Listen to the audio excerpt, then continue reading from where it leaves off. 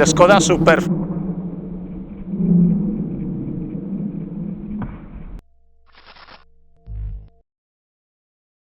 Hola, bienvenidos de nuevo a nuestro canal. Hoy os presento al protagonista de la prueba, que es el Škoda Superb.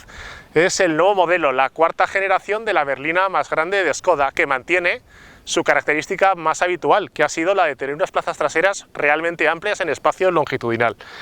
¿Qué versión tenemos hoy en el circuito? Pues la básica, la de acceso en estos momentos en el mercado español al menos.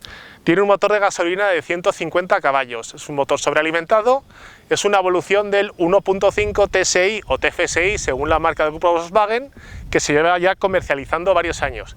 Y tiene algunas características técnicas interesantes, como que no funciona bajo el ciclo Otto, que tiene un turbocompresor de geometría variable y lo que va a notar todo el mundo cuando lo conduzca es su sistema de hibridación ligera. No es un coche híbrido convencional, su parte híbrida es un motor pequeño de 19 caballos que sirve únicamente para ayudar al coche en momentos puntuales, y que todo ese conjunto de tecnologías lo cierto es que consigue un resultado excepcional en cuanto al consumo. Pero hoy no os hemos venido a hablar del consumo, de eso hablaremos un poco más adelante en el vídeo. Hoy venimos a enseñaros cómo lo hace en nuestra prueba de slalom y en la prueba de esquiva. Antes os voy a comentar cómo son, qué neumáticos lleva montados el coche. Son unos Goodyear Eagle F1 en medidas 235-40 R19. Así que vamos a ver qué tal lo hace en estas dos pruebas. El Superb es un coche que por dimensiones compite con modelos como el Audi A6 y el Mercedes Clase E, pero por precio y calidad general está más cerca de otros como el Toyota Camry. Ninguno de ellos iguala al Škoda en el espacio del que disponen los pasajeros traseros para colocar sus piernas. Los precios comienzan en 44.450 euros. Las versiones con carrocería familiar, que se llama Combi, tienen un precio 700 euros superior. El Camry, por su parte, es un híbrido de verdad y tiene 218 caballos, pero como coche es más sencillo que el Superb en lo que tiene que ver con materiales de recubrimiento y el equipamiento. La gama Superb está compuesta en España por 4 versiones, 2 diésel de 150 y 193 caballos, una de gasolina de 265 y la que tiene el coche de la prueba, el de gasolina 1.5 TSI, que es el único al que le corresponde la etiqueta Eco en vez de la C. Este motor logra unas prestaciones correctas y unos consumos extraordinariamente bajos, para ser de gasolina, casi más propios de uno diésel.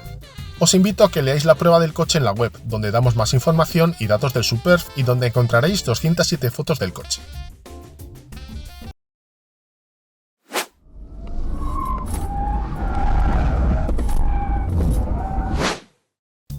Slalom. Los 150 caballos del Superb 1.5 no hacen milagros y poner en movimiento los más de 1.600 kilogramos conductor incluido al volante lleva su tiempo. Pero se lo perdonamos, porque el resto del ejercicio lo ha resuelto de manera sobresaliente. Un eje delantero obediente y uno trasero que en ningún momento provoca un atisbo de inseguridad al volante. La puesta a punto del chasis nos parece la mejor posible para una berlina de este enfoque. La de la electrónica también. Cuando actúa lo hace lo justo y necesario, sin excesos, sin brusquedades y sin que al conductor le parezca un estorbo.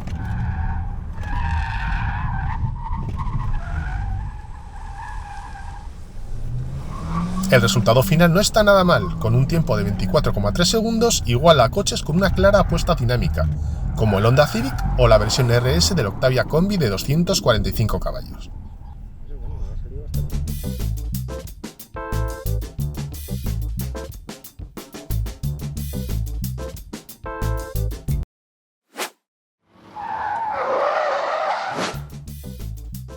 Esquiva.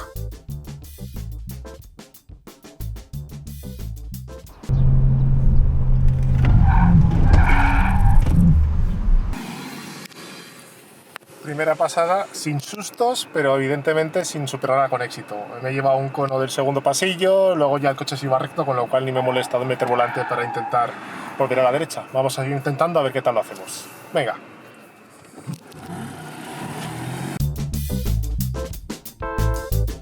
Esto que estáis viendo es lo más rápido que hemos sido capaces de superar la prueba sin atropellar a nuestra vaca imaginaria. 72 km por hora es un resultado discreto, en la línea del que conseguimos con otros muchos coches de características dispares. Pero mientras que en algunos de esos coches conseguir esta velocidad requiere por parte del conductor confianza en su capacidad, acostumbrarse a sus reacciones y o una habilidad por encima de lo normal, En el Superb eso no es necesario porque básicamente su reacción natural es seguir la dirección marcada con el volante, sin sobrevirajes ni sacudidas difíciles de controlar. Obviamente, mientras la capacidad de adherencia de los neumáticos no se satura.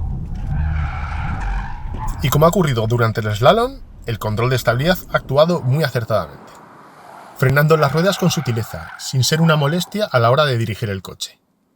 Comienzo por el slalom. El resultado lo veremos el tiempo, no lo sabemos hasta que editemos el vídeo, pero las sensaciones mías han sido buenas. No es un coche súper rápido saliendo, le cuesta un poco empezar a coger velocidad, pero luego fluye muy bien entre los conos y no hace nada raro, el coche no se descontrola y el control de estabilidad, que sí que entra en funcionamiento, lo hace como debe hacerlo, lo justito para que el coche no se desmadre y no tengamos problemas en la carretera.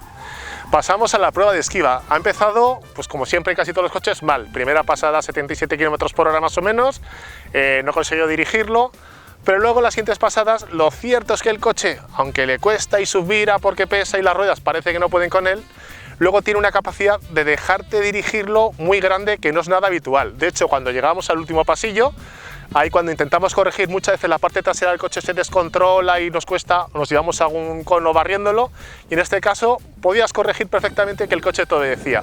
Una vez más, el control de estabilidad hacía lo que tenía que hacer, corregir lo justo y necesario. Y mi opinión general sobre este coche es que para el que le guste este coche o busque una berlina grande con la que viajar y mucho espacio detrás, es un coche totalmente aconsejable.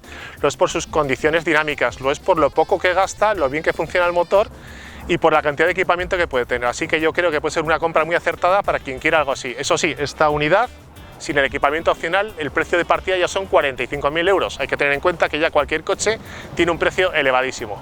Y nada, si queréis saber más del Skoda Superb, la cuarta generación, lo podéis ver en nuestra web, que tenemos una prueba muy completa con la galería y un montón de información más. Así que hasta la próxima.